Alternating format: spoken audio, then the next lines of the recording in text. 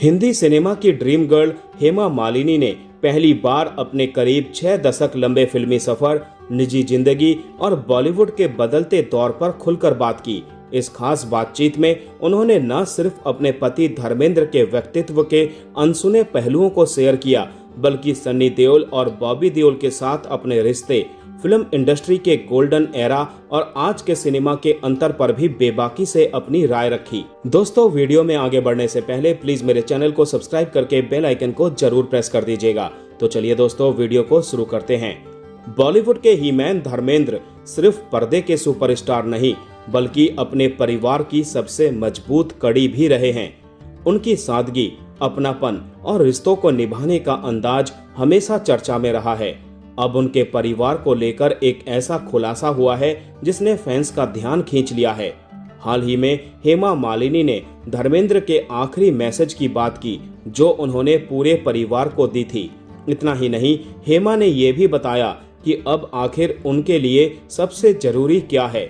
इसी बातचीत में ड्रीम गर्ल ने अपने 60 साल के फिल्मी सफर, मौजूदा जिंदगी, सनी और बॉबी देओल के साथ रिश्ते और फिल्मों में वापसी को लेकर भी कई दिलचस्प बातें साझा की।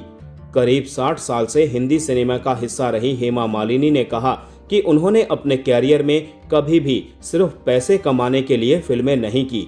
उनके लिए हमेशा अच्छी कहानी, मजबूत किरदार और दर्शकों का प्यार सबसे ज्यादा मायने रखता था।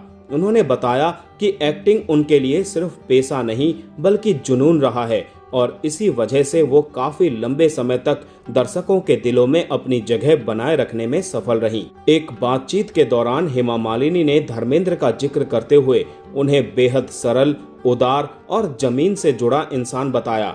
उन्होंने कहा कि इतनी बड़ी स्टारडम हासिल करने के बावजूद धर्मेंद्र ने कभी अपनी सादगी नहीं छोड़ी।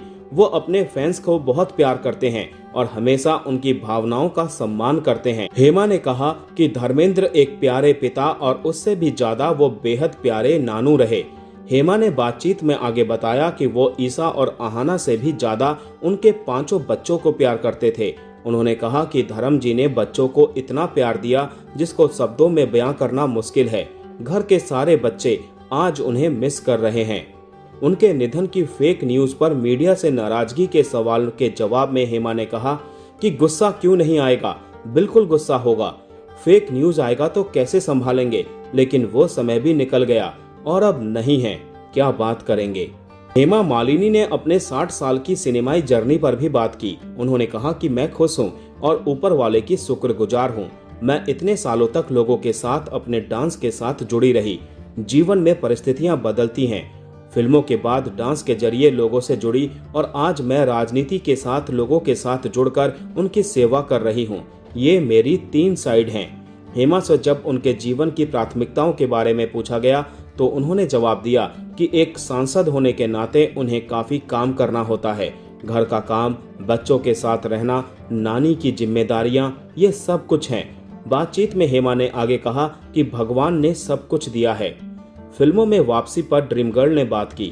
जब उनसे पूछा गया कि क्या वो फिल्मों में कमबैक करेंगी, तो उन्होंने तुरंत से जवाब दिया और कहा नहीं, अब नहीं, क्योंकि पहले से ही वो काफी काम फिल्मों में कर चुकी हैं।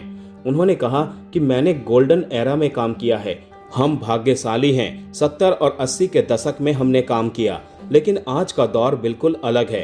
उन्होंने कहा कि आज भी हटकर फिल्में बन रही हैं। मैं ये नहीं कह रही कि ये अच्छा है, वो अच्छा है, क्योंकि गोल्डन पीरियड तो एक ही बार आता है।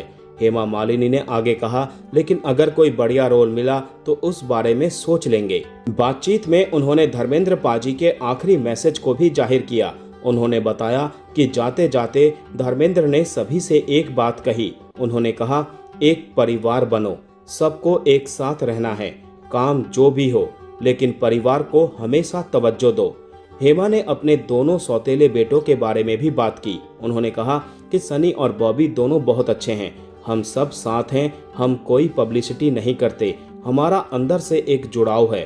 उन्होंने माना कि धर्म पाजी अपनी पर्सनल लाइफ को बाहर लाना पसंद नहीं करते थे। तो दोस्तों, आज का वीडियो यहीं समाप्त करते हैं। मिलते हैं नेक्स्ट वीडियो में। तब तक के लिए आप सभी को tata bye bye, take care.